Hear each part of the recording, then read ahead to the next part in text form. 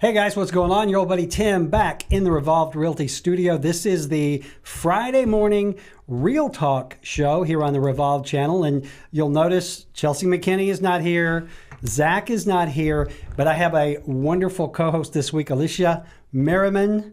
Yep. I said that right? Yes, you did. All right, because she has so many names. Come on, it's Durbin on Facebook, but only on Facebook. Well, you know, we all live and die by Facebook now, and we were talking about that. If you change your name, everybody thinks something's wrong. Yeah, I know. So that's why I haven't done it. Still happily married, but appreciate you sitting in. Chelsea is off doing stuff this morning. Zach is...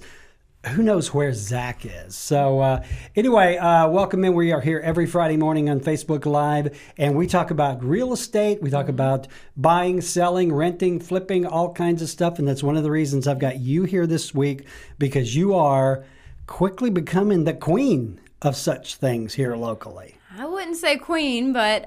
you're princess working your way up. Let's start from the beginning, because you look like you're 12. I know you're a little older. A little bit older. Maybe like 14, but... 29. Wow. 29. I have boots older than you. Come on. I do. I really do. I actually, I purchased my first rehab, my first investment property whenever I was 18, about to be 19. And I actually didn't dive into that and finish it up until 2016. So... I have only been full-time rehabbing for the last 3 years. Wow. Yeah. Let's go back, because you started this, and the reason I really wanted to talk to you is because, in all seriousness, you are really crushing it with investment properties, and I know you've done some rehab, some fix and flips, some rental property, right. And now everybody and their mother wants to do this. I know. And everybody and their mother are losing their shirts doing it, because it is not as easy as HGTV makes it seem. HGTV highly romanticizes the process. They do. We're going to show you 3 houses and you have to pick one. I wish it was like that. Yeah. I would kill for it to be like that. But let's go back to the beginning. Where are you from? I am from Florida originally, and I grew up in Eva, Alabama. Down around Coleman? Yes. The big city of Eva. Yeah, thriving metropolis there. But that is my hometown. Those are all my people. And I actually have not had the pleasure of doing a house in Eva yet. Roundabout, but not actually in Eva. You know, I might have one coming up for you. Hey. You just never know. I love a good deal. So you grew up in Eva, small town. How did you get interested in real estate and investing and that sort of thing? Well, originally, I went to college on a nursing scholarship, and I was actually 16 when that first happened. And whenever I was tripping to college, it was an hour away from where my parents lived, and so I decided I was going to try to find some kind of garage space or a mother-in-law suite that I could rent. And I actually ran across this old house that it was cheap enough that I said, well, I'm going to buy it. It was $19,900. Wow. Yes. And how old were you? You were 16? 18? That one actually, it was 18 whenever I purchased it, but I started college whenever I was 16. And it was a whole $19,000? Yeah, 19.9, so almost 20. Yep. Wow. And the house, I had zero means of actually purchasing the house. And what was the condition of this $19,000 house? It was built in 1947. Okay. It had not been updated probably since the build. It had the original everything. It had a cornerstone, actually, which means as part of the footing, they actually had stone. And all that had to be reconfigured. But now, did you know any of this going in? Because here you are, 18, 19 years old. I'm assuming you were not an expert at real estate. I was not. You just get it through your head because you didn't know any better. I didn't. Right. I'm going to buy this little house, and you didn't know about footings and foundations and all that. I went in there with the wrong approach to real estate. I was living on a dream. I did not do the correct calculations, but I did have a strong emotional tie that I could perform this. And you believed that you could do it. Yes. I had unwavering faith in myself that this was for me. And that hasn't waned, by the way. Still hasn't. I appreciate that. Yep. But yes, so I actually go look at the property. I get in contact. There was a realtor sign that had actually fallen off of a tree. I call the lady, and I let her know up front, the realtor, hey, I don't have any money. I borrowed $5 for gas yesterday, but I want this house, and I'm going to figure it out how to actually purchase it. Would the owner of the property be open to any kind of seller financing or balloon note? So all of a sudden, having no money, I had to get creative as to how am I actually going to pull this off? How did you know what seller financing and balloon notes were? So my parents, as a preteen, a very young individual, we grew up on the job site. And my dad, he did a lot of contracting. Okay. And I actually would say that he built a lot of Avon Park, Florida. He did a lot of properties. He was... So you had some experience then in that side of things. Yes. Okay. And actually, I think I was like 9 years old before they got rid of all their rental properties. They liquidated their portfolio, but it was mostly a rental situation and contracting. They actually did not do strictly flips or anything like that. Okay, so you had a little bit of knowledge, but still, okay, you tell this lady, and I'm a realtor. Yeah. If I got this phone call, hey, I had to borrow $5 to go look at this house. That's what I told her, bless her heart. And what was her reaction? She, the realtor or the owner? The realtor, yeah. The realtor did not think it was going to fly, but the realtor had also been sitting on the house for a little bit with no bites. Okay. I'm telling you, the wiring was exposed. The floors were caving in. There were holes in the wall that you could fit your fist through. This looked in every way, shape, and form to be a lemon. It looked like a terrible deal. Why would somebody possibly want this? Why would you? Because it was the original homestead in $1 million neighborhood. And so this was the kicker. I remember one rule from Dave Ramsey days, which was location, location, location. Right. And so that's what I really sold me on the property. And I also seen one other opportunity. It was 1 acre, and the house was hugging one side of that acre, and both sides had a legal easement, which means it had a roadway on both sides. So I seen the potential to either build a second structure, which would get me my money back, in $1 million neighborhood, and this particular piece of property was outside of the HOA because they didn't want it. It was bad. Right. So I seen the potential to build a property or just subdivide and sell. Okay, so the owner played with you here? He agreed to roll the dice? Yeah, it was a young lady, and she was in the dire straits. It was a divorce situation. Okay. And she was open. She was very much open to what we ended up doing was actually called a balloon note. Okay. It was seller financing with a 1-year balloon note. So as a very young individual, I signed, I felt like I was signing my life away on the hood of a car. And $20,000 was a lot of money, but I did manage to come up with the funds that year, and I paid her off. So what did it? Okay, so you work a deal with the owner. Yes. Which you're 19 and you come. This is the stuff you see on TV. Yeah. But you had a motivated seller. Yes, I did. You were helping her out. She was probably in a situation where she didn't have a lot of options. So timing and luck and opportunity all come together. Yes. All right. So you work a deal. It's a balloon note. Yeah, 1-year balloon note. How much work did this house need? A lot. Yeah. It was, I knew that there was no way that I could bring it up to the homes in the area because it was not considered a comp. At the time, it was only around 1,000 square feet. And we did a bump out add-on of about 300 plus minus square feet. And still I wasn't a comparable to these 2,000, 3,000 plus square foot. This wasn't a comp. This was a dump. No, it was a dump. It was a dump. Yeah. But it was surrounded by these homes, which did help the value, particularly the land value. And so I went through the process of bringing, whenever the time came, of course, I got some college degrees and I got married. A lot of stuff happened. But whenever it's time to buckle down, I said, well, where do I start? First thing, I pulled an appraisal. I said, in the appraisal, they walked through this thing and they said, there is no way you're going to pull this off. Yeah. It looked terrible, but I was selling them on a dream. I walked through and I told them, there's going to be Brazilian granite here. And, I'm making this dream a reality. And they're just shaking their heads like I'm crazy. And I said, okay, well, let's say best case scenario, I pull this off. What do you think is the maximum amount I could get in this area? And the number floored me, and it became stuck in my head, and it was $140 a square foot. Wow. Which was how much total? It was actually $144 a square foot is what it, in the end, what it came to. And 1,300 square feet, round 170, 180. And you got it for 19,900? Yeah. So at least you've got a target to shoot for now. Yes. You So now I know knew where I was going. if you put in the work. Now the Yes. question is to get it to that 175, 180, how much money were you going to have to put into it? That was the next challenge. So I actually went and sought out some general contractors, home builders in the area, and I got 3 quotes. And truthfully, I had no intention of hiring them right away. I had no money at the time. I don't think that stops you for some reason. I had no money.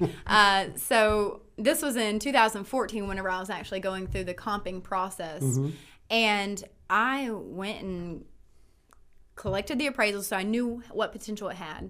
Now I got 3 quotes from home builders and general contractors, and the lowest one came back at $53,000. Wow, okay. Yeah. So even if you got it at 20, you spent 53, you're in it for 73, Yeah. still not a bad profit margin. That is a fabulous Yeah. profit. You So do the that all day average, long, yeah. yes, the average flip, including investors and points and interest and, realtor fees, the hedge funds, holding cost, you're generally looking at only 15 to 20,000 for Right. your average Yeah. flip. Yeah. Yeah. Okay. And so in this case, seeing that the margins had the potential to be, nearly $100,000, plus or minus. All you had to do was come up with the 53. Yes. Which Which is probably not as easy as it sounds, but what I did you do? knew no one in the industry. I had no banker on my side. I had no investors to You consult were with. 19. Well, actually, at this point, I had already got college degrees, got married. Okay, so you held this property Yes, for a little while. yes, Okay, I did hold all right. it. Yeah, I held Yeah. it for a few years. I locked it down, I paid it off, and it sat empty for years. okay. As I went through college, got Smart. married. And after marriage, it was the point where I said, it's time to become self-reliant. Yeah. And we actually said, all right, well, let's consider doing this project in Coleman. And so I had the quotes come back, $53,000. And now it was time to come up with a plan of how in the world, outside of our bills, do we make $53,000. We made a 2-year plan in which we received our income tax back. We didn't touch it. We quit making beer runs and going to the restaurants, right? We cut all this out. He actually had a 401k, I believe, that he convinced me, or I convinced him, I'm sorry. I convinced him to liquidate. Yeah, which How he hard didn't was want. that discussion? He's a pretty passive fella. Because I mean, he compared to you, he's very low key. yeah, he's just. How did you sell him on this dream? How did you convince him? I told him that if I pulled this off, I would retire him. And I made that's not a bad a deal, yeah. very bold statement in that, and I intended to hold to it, and I did. Okay. I did. He's a man of leisure now. He does what he wants. He's at home with his I feet love up. that for him. I think if there's plenty of money in the household, there is absolutely no reason to make one individual a slave to a job. Right. So, That's awesome. yeah. Okay. So how did you get the money? We You quit the beer runs. You did the 401k. no restaurants, 401k. We kept our income tax for the 2 years, and he started bartending extra, and I was a waitress. And You quit the beer runs because Yes. they got free alcohol. Do you catch this? That's smart. Very smart. Don't I know tell my what's going on. secrets. Yeah. Okay. Good. But and we also, which this may be frowned upon, but we did it very ethically. We got a golden doodle and a poodle, and we bred golden doodles for a couple years. And we no longer do that, by the way. But By the way, she has a gorgeous golden doodle. yes, my babies are precious. Yeah, we need to get them and Murphy together. Yeah. So, yeah. Okay. Play date, but So you were Yes. you were doing the breeding as a business. It wasn't a puppy mill situation. Yeah, I know yeah. you. They were if it living was in a the puppy house. mill, you wouldn't be here. Yeah. But you basically buckled down. You started saving. You took on extra. This is Dave Ramsey 101. Right, 101. right. You basically lived on rice and beans and free Right. beer. And while you saved the money to get this. All right, so you saved up the money? We did. So whenever we got to that 49,000 marker, I said, okay, I'm quitting every other job, opportunity, activity, and you stay working for a little bit part-time. That was the negotiate. If I got to quit, he got to be part-time. And I dove into this project at 49,000. Okay. Now, fast forwarding a little bit, we did go over that 53,000. There were a lot of mistakes made. Right. Yeah. This was your first one. I'm sure there were. Yeah, there were a lot of mistakes made. And looking back now, I would say that the overage was closer to 12 to 15,000 spent incorrectly. And so how did we come up with that excess? In the terrible way, we charged it to credit cards, hoping for the best. Yeah. Yeah. Yep. Been there, done that. Yep. And also interest-free accounts with supply houses and like Lowe's, Home Depot, where they'll actually hold the interest for 6 months. Right. Yeah, which is a fabulous opportunity. Let's talk a little bit about that, because I think there's a really valuable lesson here. Right. Number one, in patience. Yes. One of the mistakes a lot of the folks that want to do this now is they want to do it as quickly as possible. Immediately, and they get in over their heads. They want to go find the property. They want to tie it up. They want to buy it. They want to jump in. They want to get it fixed. Literally, this was a multi-year project for you guys. Oh, it was huge. Yeah. And so there was a lot of patience there. Let's talk a little bit about some of the mistakes that you made, because I would assume an old house that had been sitting there a long time, you don't know what's behind the walls. Right. You don't know what's in the attic, what's under the floor. Right. So there are always going to be those oh craps, we call them, where you're going to have to come up with more money and that sort of thing. At any point in the process, did you get discouraged and go, boy, what am I doing? For those who know me, know that this is true. Towards the end, which we would call the drag of the process, the drag where it seems like it's never getting done, I cried every day on the job site. Yet I felt like I couldn't tell my husband that, because I felt so overwhelmed. We were running low on funds at that point, and I had sank everything into this. I didn't know if the finish was coming, and I had realized at that point all my amateur mistakes by being cased by contractors and them knowing I'm a woman. Yeah. I don't know going rate. Obviously, I have freckles. I look like I'm a child. She does. Well, that's a good point, though, and I was going to ask you about that, because how, and no offense to the good old boy contractors out there, but they're good old boy contractors. Yes. Did they take you seriously? Because you're in your early 20s. They did not. You look younger. Here, even though you had this grand vision and this grand dream, a lot of folks just look at that and shake their heads. Yes. And they see that as an opportunity perhaps to take advantage. How did you deal with these good old boys? Because you're not going to let anybody run over you now. I know that. Yes. Yeah. But back then, it was a different story, I would think. Well, I realized with the first few trades that so what I decided was the DIY professional. I was not going to hire this general contractor to come in and knock it out. I thought I could do it cheaper by me handling every individual trade that came through the door. Right. So let's take electrical, framing, plumbing, that kind of thing. I would bring in 3 different guys.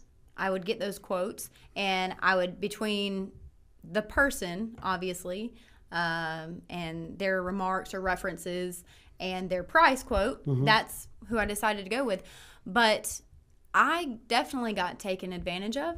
So I knew it whenever I got to one plumber, and his initial quote was $6,300. And we were in person, I acted just shocked by the number. And my shock was the fact that I had not budgeted for that, not even close to that. Right. And he instantly, less than 10 seconds passed, and he responded with, fine, I'll do it with $2,200, which was the going rate. Yeah. Which was the going So rate. he was actually coming in trying to get you up here. Oh, my goodness. Yeah. 3 times. Did you do business with this guy? No. Shocker. No. But now all of a sudden, you know what I did do? I reverse engineered the process. So I knew that with the going rate was around 22. Well, I wanted a slightly better character than that, so I offered 25. So I took my budget and I broke down how much money I had per trade that had to come through the door. And I would pitch it to these guys. I would call them on the phone and I'd say, hey, you've got this, this, and this, and this to do inside the property. And if you can't do it for, let's say, $2,500, then I'm not the job for you. You don't even need to come look at it. Yeah. And so they knew my price beforehand. So I realized that to not get taken advantage of, I had to tell them the number. That's right. Yeah. Yeah. And that's also a great way to stay on budget. So I've heard so many old timers, and you're an old timer now, who have said the same thing. Rather, you don't get bids. yes. You know what it's going to cost, and Right. you offer that to see who Yes. bites. Yeah. And then you end up going with the one that you have the most confidence in. Yes, and that's exactly what happened. But I made other mistakes as far as purchases that I didn't know I couldn't return. Let's take light fixtures, for example. You order some of those. A lot of times you can't return them, like online ordering. Supply houses, getting lumber from supply houses, there's a restocking fee. Oh my goodness, that's ridiculous. Yeah. I ordered the wrong HVAC for the house, which was probably the largest mistake on that property. Yeah, that's an expensive mistake. Very, very expensive mistake. They got it there, and they're like, oh, well, we can't install. Well, come to find out, there was no return.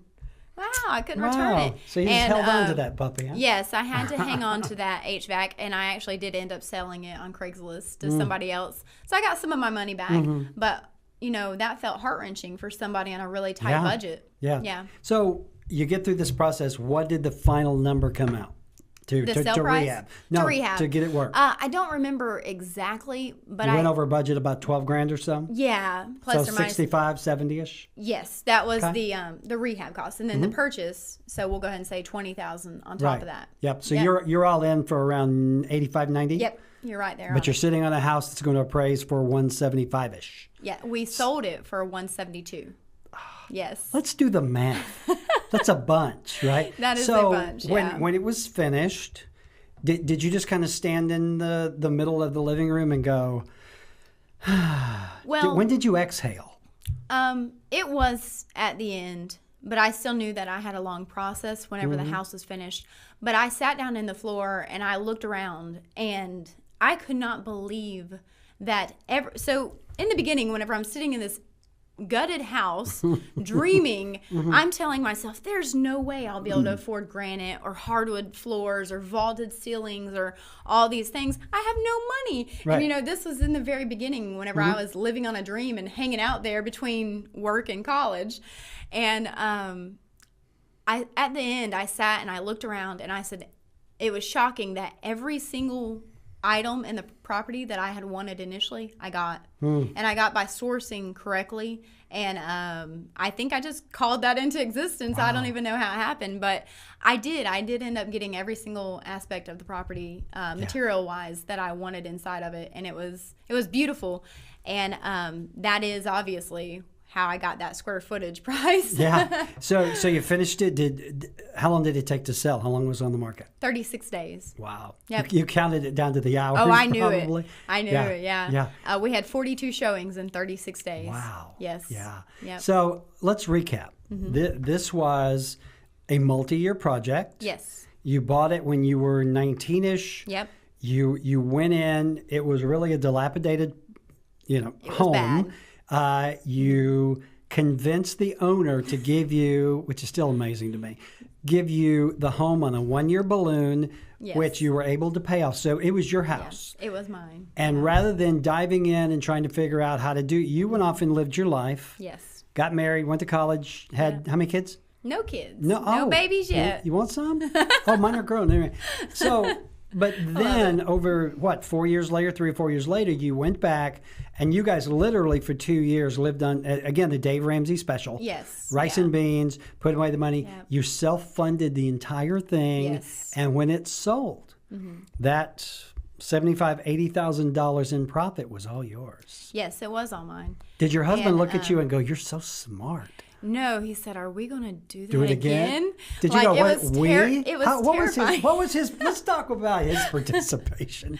No, I mean, I would assume that, of course, I knowing you just wanted him to stay out of your way. Yeah. But still, talk a little bit about him and the support that you did get from him, because I see this a lot. I know a lot of couples who try to do this sort of thing, Yes. and you either make it or it can rip you apart. If Yes. you're not Oh, careful. yeah. So as far as maritally, this was the most taxing project, and it was because he could feel the stress I was bringing home. I was sent out to source materials and so forth, and I didn't know what kind of nail guns people needed, or lumber or supplies. And all this was like every night I'd come home and I would sit there and watch diligently on YouTube to learn what the next trade, what costs were and what materials.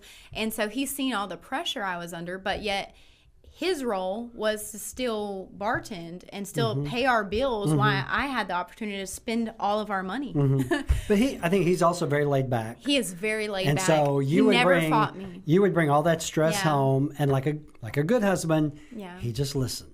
He just listened. He supported you. He was very supportive. He would listen. He would analyze from the outside the box. Like sometimes with that fight or flight mode, it's hard to see the obvious. Yeah. And he would evaluate and instruct, and a super, super good consult on the whole project. Yeah. But he didn't have a whole lot to do with it. Right.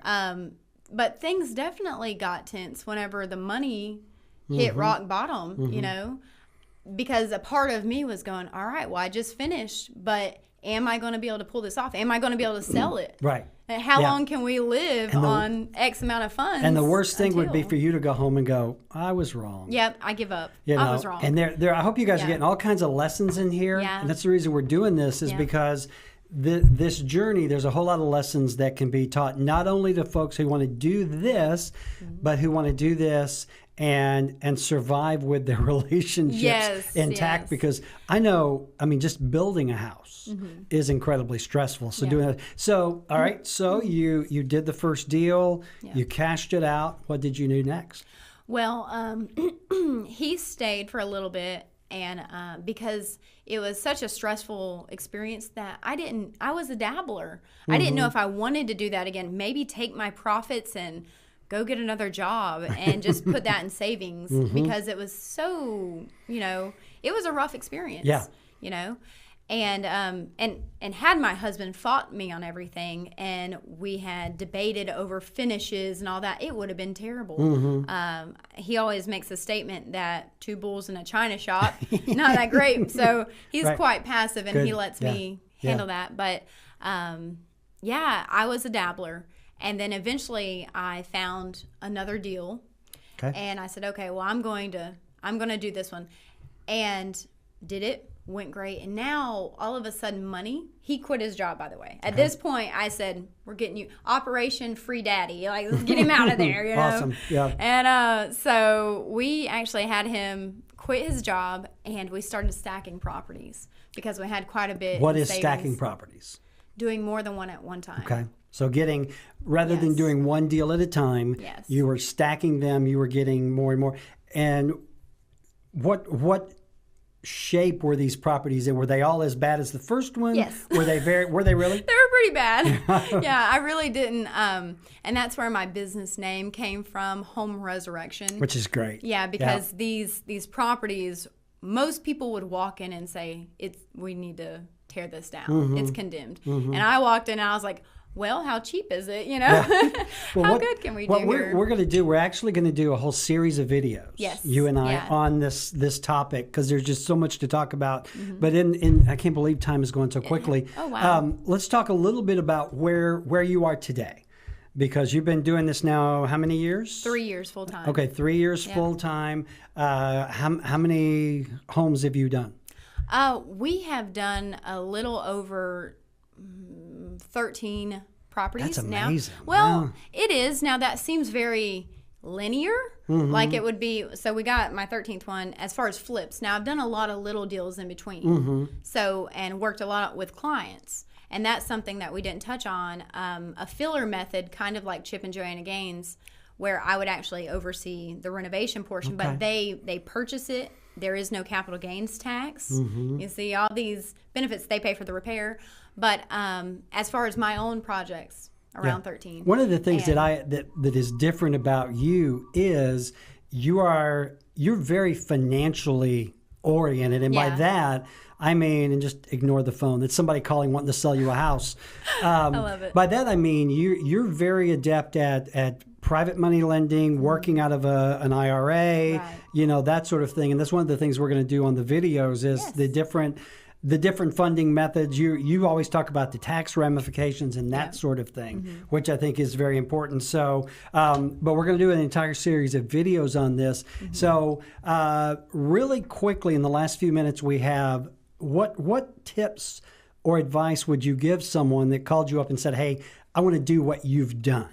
I get that call about once a week, and I'm quick to tell people maybe flipping isn't where you want to start in real estate investing, because that's a great way to lose everything. And I actually advise them to start looking at their local RIAs and let it become a building process. See, even I took that time, but I wasn't educated. Right. I was living on an emotional drive. Yeah. And but I would say flipping is great. If that's where you want to start, feel free to contact me. But that's not where I would, if I could do things again, that's not where I would start. Yeah. Flipping is not where I would start. Where would you start then? Just in the invest, because you mentioned the RIA, the Real Estate Yes. Investment Associations. Yes. I think education is a big part Education of this. is key. Yeah, because so many people start without knowing what they're doing. Yes. Education is key. Having alternative methods of payment, which is knowing your network, having, creative financing, banks, individuals who promote you, those things are critical. The abundance mindset is huge. Have that drive and make things a win-win situation, as well as knowing your contractors ahead of time would help a lot. Getting to know the supply houses Right. and how they actually operate and do charge accounts. All these topics would be beginnings for me. This is one of those businesses especially where the more you know and the Yes. more time you take to educate yourself, the better off you're going to do. Yes. Because it is not easy. It is not. I easy, mean, no. you make it look easy now. Yeah. But it really, and again, people watch, same way with real estate. I hate HGTV. Every house I take a buyer into, they want granite, you know what I mean? Yes. But, and I don't hate HGTV, but they have a tendency, the DIY shows, they make it look easier than it is. Much easier. So without saying names, I did a small little job for a lady, and she left, and she gave us like 1,200 square feet roughly of flooring to lay. And whenever she got back from her little 1-hour venture, she goes, "Oh, it's not done. They finished on TV." And I go, That's "Oh great. my goodness." Yeah. Well, the ones that Yes. kill me are the shows where it's like the first time flippers. Yeah. And supposedly, I mean, you get 20 minutes of them making every mistake in the book. Yeah. And then I'll be damned, it worked out. Wow. We're going to do it again. And my wife and I are sitting there going, didn't he just cut his foot off with a chainsaw? I mean, what the hell? What happened? So, Yeah. but anyway, this was a really great lead-in show Yes. to the series that we are going to do with Alisha, talking about the fix and flips, the rentals, how to buy them, how to manage your money. Right. I think it's going to be really invaluable Yes. information. So Yeah. I'm looking forward to it. I am highly looking forward to it. I think the topics that we're going to touch on are, if they are my top 10. Okay. Before I started, had I known these 10 topics, I would have realized how much of an amateur I truly was, Yeah. and done the necessary research. Yeah. And so I think that if you are considering actually getting into flipping, if that's where you want to jump in on the deep side of the pool, then you should definitely stay tuned for these next, 10, right? We're going to do 10 You know what? topics. We're going to start Maybe at 10, more. and I bet it's going to be Yeah, way more. I mean, 'cause, I think the we've been talking for questions- 30 minutes here, and Yeah. we barely. This has been wonderful. Tell folks how they can find out more about you and what you do. Okay. Well, my assistant Carly is still working on my website. We're revamping that because we're going into a lot of buy and hold properties, such as corporate housing, Airbnb. But Something else to talk about. Yes, there it is. There it is. But currently, you can find us on Facebook.com/Home Resurrection, and Instagram, the same, Home Resurrection. And our phone number, 256-595-2368. And I will be honest and say I do not have our office line memorized. I don't. The only reason I know ours is because it's like it reminds me of the old Empire carpet commercial. Yeah. It's 808-8070. Okay. So I always go 808-8070. Yours is ringing. Empire. Mine is not. So, all right, we'll put links to everything below. As always, if we can do anything for you when it comes to real estate, let us know. We are revolved.com. You can find me on anywhere. I'm all over the place. I'm like Santa Claus. I'm the guy with the obnoxious Facebook videos.